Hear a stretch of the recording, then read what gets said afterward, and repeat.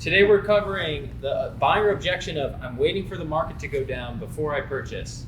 Josh, I want to wait for the market to drop before I actually buy. Oh, no worries, Devin. Why do you feel like that? Well, it's so expensive now. I certainly don't want to have to buy while the market's high. If it's going to crash, I'd rather wait for then. Oh, Devin, how long are you willing to wait? I haven't really thought of that. I guess as long as it takes. Well, Devin, have you been keeping up with the news about today's market? Yeah, quite a bit. I watch the news every day. Experts are saying that we're not expecting a crash. Do you know why? I don't know. Really good thing. We're reading the news. Well, Devin, there's many different ways on why the market wouldn't crash. Here in Hawaii, supply and demand is a lot different than most of the other states in this 50 United States of America. Mm-hmm. Here in Hawaii, we're lucky enough to have such a luxury of being on an island. So there's so little room, but so many people want to buy here, right? Yeah. As you probably experienced putting in offers previously, you got outbid probably multiple times, right? Sure. Yeah. So I I truly believe that the market wouldn't go down over here because of that one factor alone. But another thing that we can definitely look at, have you ever heard of off markets? Yeah, I've heard of those. Oh, okay. Yeah. Cool. Well, what we can definitely do to help you save some money, if you don't want to deal with the competition, is look into those. I have a couple in mind I definitely think might fit your criteria. Are you free today at 3 p.m. to take a look at one of them? I am not, but I'm happy to look at something online first. Okay, yeah, let's definitely do that. I'll send you the home online if it catches your eye. Let's definitely book to take a look at it in person. When are you next available? I will get back to you with that. Okay, no worries, Devin. I'll go ahead and give you a call back later this evening after you take a look at it. That way we can hopefully set something up. Sounds Sound good. Sounds good. Okay, Thank you, Josh. thank you. Josh. How did Josh do? What did we like? What did we like about that? Good questions. Yeah. Asking Yeah, good because questions. I felt like you were asking me questions instead of making statements, which is great. What else? I liked how you brought up that it's different from the mainland versus over here. We're in paradise versus over there. The market does change. Yeah. I thought so too. I really like that. Is there anything you felt like you could have done better? My tone. A bit tone, yeah, okay, certainty. I didn't think it was too bad though. Probably dig into your motivation deeper. Yeah, I think that's always a good strategy. What else? I think for the off markets, I think that's a really good point to get into. But maybe instead of like proposing it, just being like, especially in this market, like we have to be looking at off market opportunities, right? Like that's not an option. It's a must if you guys want to find anything. Just sell it a little bit more. Like just like we can go this route, look at it. I feel like also instead of saying you'll send this to them online, just be like it's an off market, it's not online, so I need to take you there in person. Oh, okay. Yeah, I like that. that's a good one. Who wants to try next? I'll go. All right, who wants to propose the objection to David? I'll do it. All right, do it. David, I think the market's too high, and we just don't want to compete with anybody. Yeah, I get it. Of course, it's always a challenge when we're competing. What's your budget, Ian? About 900 we'd like to keep it to, but I think we're qualified up to $1 million. Up to $1 million. I don't think that's the objection. The objection is the crash. Oh, well, Not like. we just think it's too high, so we want to wait for it to come down. Okay, That's better. My bad. Yeah. Yeah, Ian, I totally understand. It's always best to save as much money as possible. When do you think the market's gonna come down? I don't actually know, but I just think that it can't possibly go any higher. Okay, yeah. I get your point. And how long are you planning on living in this property? Probably want to stay there for a good while, like at least 5 to 10 years. 5 to 10 years, okay. Let's look at a different perspective. Let's just say that the market does not come down and it's been 5 years. What's gonna happen then? I don't know. That's, And the price just keeps going up. I guess prices would be a lot higher at that point. Got it. And then with that being said, would you say it's safe to say that it's worth looking at properties at the current price? I mean, like I said, they seem like they're overpriced, and Mhm. I don't want to pay too much. You know, I don't want to overpay. Got it. Okay. So your concern is basically you don't want to overpay for a property. You know. Okay. Well, if I found you a really good opportunity, you ever heard of off markets? No, what's that? Off markets are basically properties that are not on the market. They're kind of like pocket listings where sometimes the seller side do not want to list for whatever reason, and you can typically snatch them up for a better deal because they're not on the market. You're not going to be competing with like other buyers, multiple other buyers. Does that make sense? So let's talk about your reason for moving. What's the reason? You know, we've been renting for a while and just want to get into something that we own. Got it. Okay. And then how much are you renting? We spend about $2,500 a month. Wow. Okay, that's a good budget. And you're looking to purchase anything within like probably 700 to 700 and up, Like 7 to 9. 7 to 9. And then how many bedrooms do we need? Probably 3 would be great.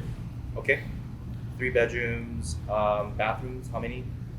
At least 2. Got it. And then how many cars do you guys have? 2. 2. So you guys need a garage. So I got a couple properties in mind. When are you free this week? I mean, if you could just send them over, that'd be great. Yeah, for sure. I'll send them over. Let's reconnect, and then we'll go from there. Sounds good? Sounds like a plan, Dave. All right. Yeah, me. I was I gonna go like the how other you- route. But I like how you got off basically him thinking that the market was gonna crash and then dove into his motivation instead. Yeah, I like the motivation too.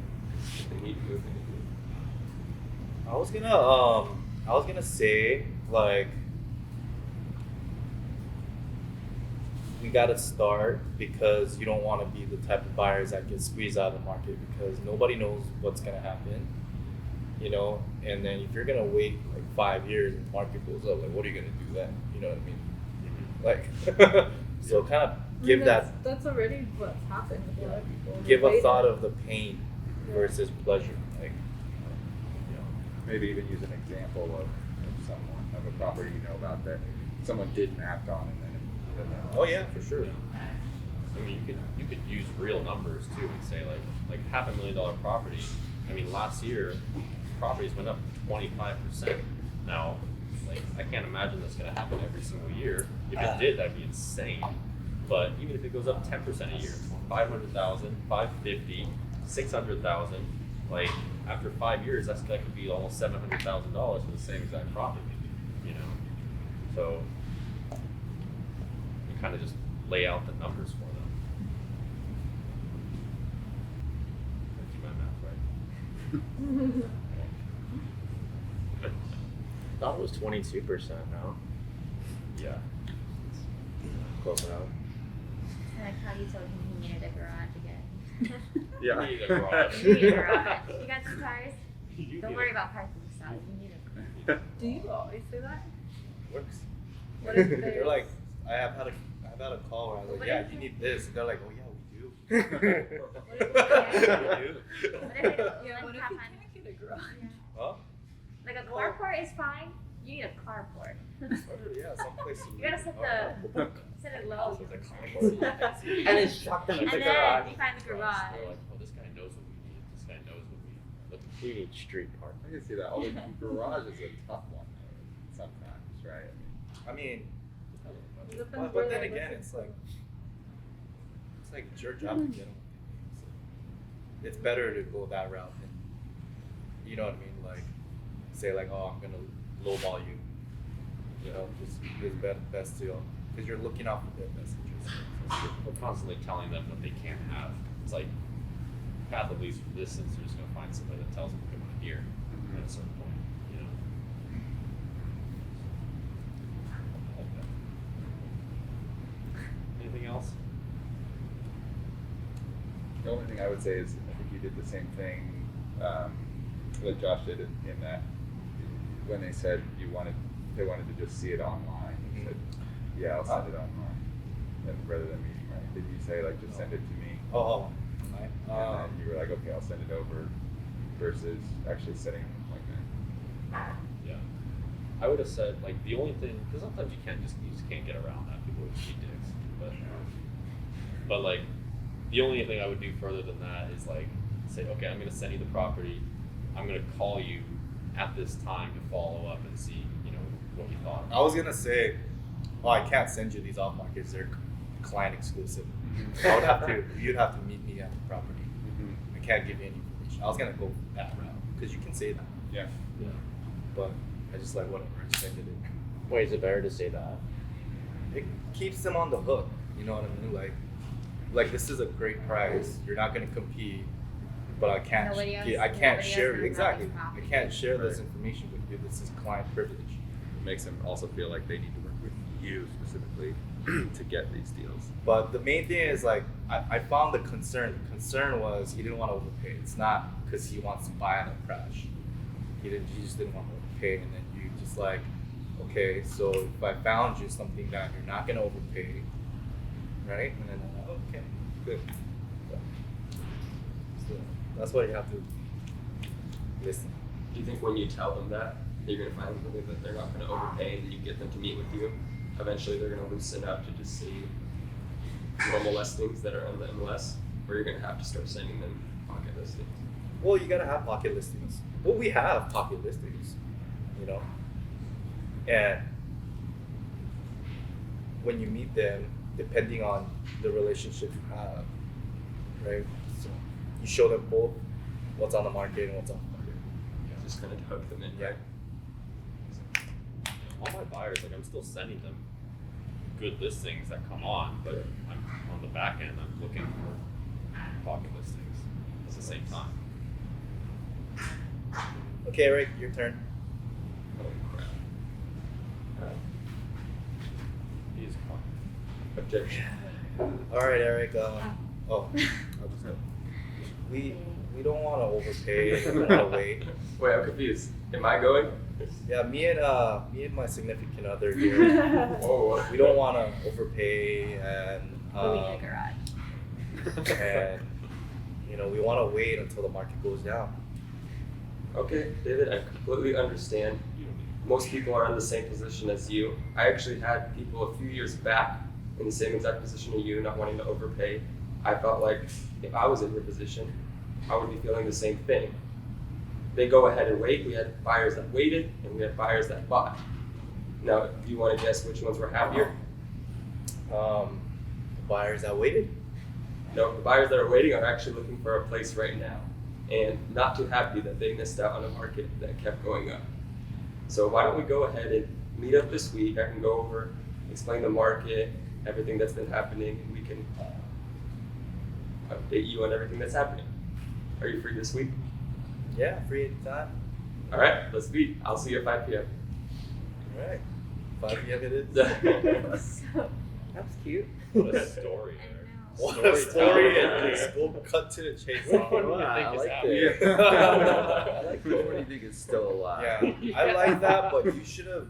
You know what I mean? Like after telling your story, go straight into motivation. That's what I was think- actually thinking after I finished. Yeah. I feel like motivation makes sense because even Yeah. if I added something like the people that waited 2 years, Yes. they actually still needed to buy a home. So now they're stuck buying a home 2 years later when the market appreciated so much and Yeah. they're bummed that they didn't buy. Motivation You hasn't could have. changed. Yeah. Yeah. You could have asked like, Motivation. Yeah. why do you want to purchase when the market goes down? You know what I mean? That would have been a good segue. Yeah. Why do you want to purchase when the market goes down? And then they'll probably be like, because it's cheaper. So your concern is basically you want to buy property that's at a good price, you know, not like overpriced property, right? And then you could have. It's true. And then motivation in general, right? Like make up a motivation. Let's say I were to ask you, I mean, why are you looking to buy a house in general right now? What would you say? Like, what's the Because we're renting, we've been renting for 10 years. Okay, is the lease expiring? The lease is expiring, yes. Okay, so basically they need to buy a home, right? Yeah. Okay. So one way or another, it's That question you ask is why do you want to buy In a crash. in a crash? It's really good because there's a few options. They tell you because we don't want to overpay, we want to deal, we don't want to compete with a bunch of other buyers, and all of those you can lead them down like, okay, we don't want to compete. It's like, okay, we'll pocket listings, or we want a deal. It's like, well, how long are you going to stay here? Because in 5 years, this is going to be a deal. Mm-hmm. What's the last one? Whatever. Don't overpay. Robert. There's a lot of ways you can handle not to overpay. And then you could be like, it's a lot harder to buy a home during a crash because like, banks are not. oh, you said that last time. Yeah, banks are more tighter on their restrictions. So if you don't have a lot of down payment, they're not gonna give you a loan.